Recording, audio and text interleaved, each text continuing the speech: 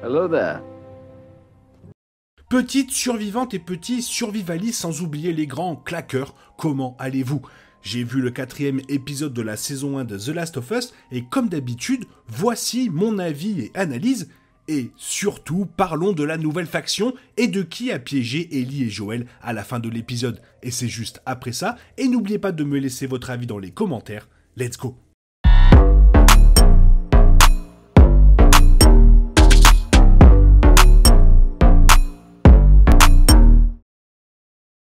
Une grande partie de cet épisode ressemble à un pont vers des moments d'histoire plus forts à venir. Il sert d'excellents éléments de développement du personnage, mais ne fournit pas un chapitre narratif complètement satisfaisant comme chaque épisode avant lui l'a fait. Qu'il s'agisse du sacrifice de Tess ou de l'aboutissement de l'histoire d'amour de Bill et Frank, nous avons eu de grands moments à chaque étape jusqu'à présent. Mais notre entrée à Kansas City ressemble beaucoup à la première partie d'une histoire inachevée. Alors, ce n'est pas une critique accablante, car ralentir le rythme et permettre aux relations de se développer peut être utile lorsqu'il sera transformé en quelque chose de plus grand, plus loin. Pour l'instant, Joel et Ellie bénéficient d'un petit moment de répit au milieu de la tempête dans laquelle ils sont tombés. Ce froid continue d'être décomposé car ils permettent à la chaleur et à la confiance de s'installer, ce qui commence à entraîner des scènes d'amitié entre Ellie et Joel. Cet épisode 4 accorde à Joel et Ellie un temps de liaison précieux qu'ils ont rarement pu trouver jusqu'à présent dans la série. C'est un épisode relativement plus lent par rapport au chapitre chargé d'émotions du début de saison, mais qui présente Bella Ramsey et Pedro Pascal comme des interprètes incroyablement malléables. Le refus de Joel de laisser initialement l'émotion et l'attachement grandir est compréhensible compte tenu de son passé hanté. Mais cela ne l'empêche pas de faire mal quand il insiste sur le fait qu'Ellie est une marchandise et non une personne de sa famille. Heureusement, ces éclairs d'obscurité sont compensés par une tournure plutôt drôle d'Ellie.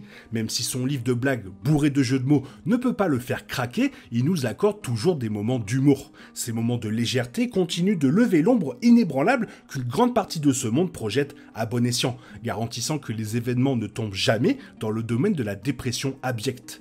Le road trip du duo est également une occasion parfaite de louer une fois de plus à quel point cette série est aboutie visuellement. Les vues d'une société oubliée depuis longtemps nous sont régulièrement montrées, un défilé de ponts abandonnés et détruits, des voitures et cette nature avec les routes fantomatiques vides qui guident Joel et Ellie et nous vers notre prochaine destination.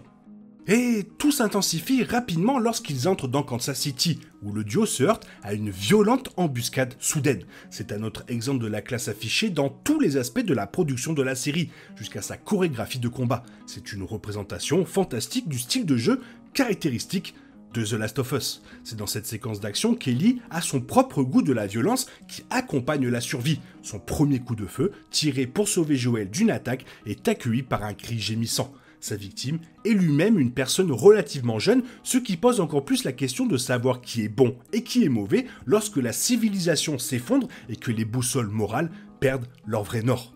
Bien qu'elle ait passé des épisodes à vouloir une arme à feu, apparemment obsédée à l'idée d'en avoir une, la chance d'Ellie d'en utiliser une se heurte à une réticence, à tel point que Joel doit terminer le job. Malgré toute la bravoure dont elle a fait preuve jusqu'à présent, il est clair qu'elle n'est pas encore prête à voir toutes les horreurs du monde dans lequel elle est née.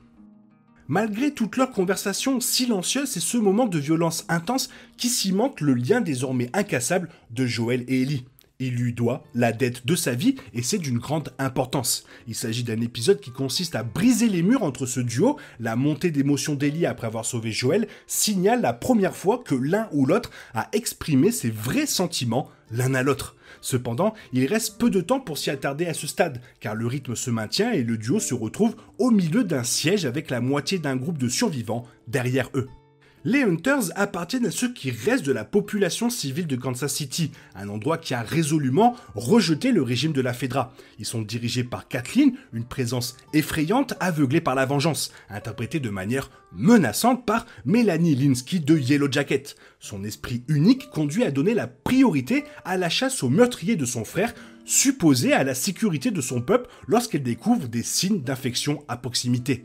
Personnage entièrement nouveau pour la série, elle rappelle davantage quelqu'un de la suite du jeu. Son dévouement impitoyable à une cause personnelle lui permet de justifier la violence qu'elle commet tout en l'empêchant de voir les effets d'entraînement qu'elle peut avoir sur une communauté beaucoup plus large. C'est une préfiguration brutale de ce qui va arriver plus tard dans l'histoire de la série.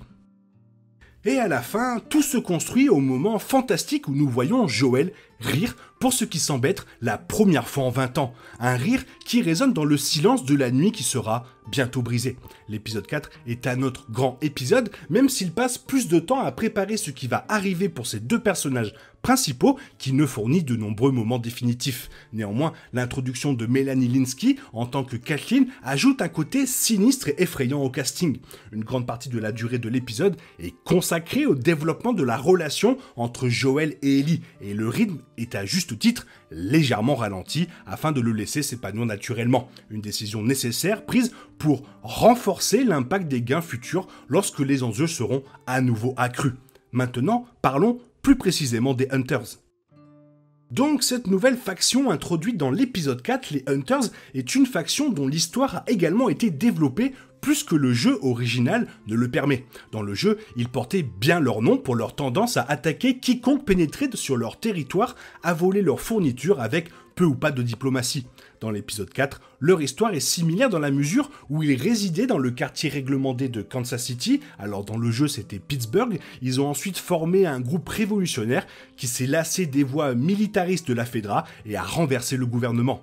Il y a de nombreuses allusions à cela tout au long de l'épisode, comme le manque de soldats Fedra et le fait que Kathleen utilise les forces de la Fedra à l'avantage des Hunters. L'inclusion de Kathleen permet à la faction d'avoir beaucoup plus de profondeur que ce qui était prévu dans le jeu. Kathleen est montrée comme désespérée sur le chemin de la guerre contre un groupe de personnes qui lui ont fait du tort. Elle recherche des personnes spécifiques qui étaient responsables de la mort de certains révolutionnaires après les avoir dénoncés à la Fedra. Une chose qui ressort de Kathleen est qu'elle a une rancune supplémentaire contre Henry. C'est pourquoi les Hunters sont aussi désireux de retrouver Joël et Ellie, car Kathleen pense qu'ils sont des alliés d'Henry de l'extérieur de la ville. Autre question qu'on peut se poser, c'est qu'y a-t-il dans le sous-sol fissuré? Une autre séquence mystérieuse survient peu de temps après que Kathleen et Perry, son commandant en second et la voix de Joël dans le jeu, aient trouvé l'une des cachettes d'Henry et Sam. Perry conduit Kathleen dans un sous-sol avec un sol fissuré sous lequel quelque chose de gros bouge. Cela affole beaucoup Kathleen et Perry, après quoi ce dernier demande quand ils doivent le dire aux autres. Cela laisse entendre que ces deux-là savent au moins ce qui se cache sous le sol. Et comme on peut le voir dans la bande-annonce, pas mal de soucis se trouvent peut-être sous ce sol. Dans le jeu original, les colosses sont des infectés et vivent avec le parasite Cordyceps depuis plus de 2 décennies. Ils ont des plaques fongiques durcies sur tout le corps. Dans la section Pittsburgh du jeu, un de ceux-là se trouve dans un hôtel, ce qui laisse entendre que c'est ce qui se trouve sous le sol. La bande-annonce montre également un colosse sortant du sous-sol, fournissant à nouveau la preuve qu'ils seront présents dans l'épisode 5 ou et plus tard. Et pour finir, qui s'est faufilé derrière Joël et Ellie? Dans le dernier plan de l'épisode, Joël est soudainement réveillé par une Ellie paniquée après que 2 intrus aient envahi leur cachette. Cela soulève la question de savoir qui étaient les intrus. Tout au long de l'épisode, les Hunters sont montrés à la recherche de 2 hommes nommés Henry et Sam, les mêmes personnes présentées dans la scène finale. Henry et Sam sont 2 personnages du jeu original, comme Bill et Frank, qui entrent en contact avec les Hunters. Une chose qui est évidente est que l'histoire d'Henry et Sam a quelque peu changé. Dans le jeu, Henry et Sam font simplement partie d'un groupe de voyageurs qui entrent à Pittsburgh pour trouver à manger. Leur groupe est ensuite attaqué par les Hunters, Henry et Sam étant les seuls survivants. Cependant, l'histoire d'Henry et Sam semble être modifiée, ce qui sera sans aucun doute exploré dans l'épisode 5, et directement lié aux Hunters et à leur motivation. Et l'une des questions soulevées par la fin de l'épisode est de savoir pourquoi Joël n'a pas entendu Henry et Sam se faufiler après avoir pris des précautions pour éviter cela. Et ceci est répondu de manière subtile par Ellie, qui explique plutôt dans la scène que l'ouïe de Joël n'est pas aussi bonne sur son côté droit à la suite de toutes ces années. Dans un détail évident qui aurait été étonnamment facile à manquer, Joël est allongé avec son oreille gauche sur le coussin quand Henry et Sam se faufilent, menant à ce cliffhanger. Voilà, ça commence à se décoincer au niveau de la relation entre Joël et Ellie, et ça fait plaisir de voir Melanie Lynskey dans cette série. Je l'adore, et de l'avoir débarqué, ça me dit waouh, j'ai hâte de voir ses futures performances. Toi, qu'est-ce que tu en penses? Fais-le moi savoir dans la zone commentaire, et sinon il est temps pour toi de reprendre le cours normal de ta vie, et on se retrouve demain pour une nouvelle vidéo. Bisous bisous, bye bye.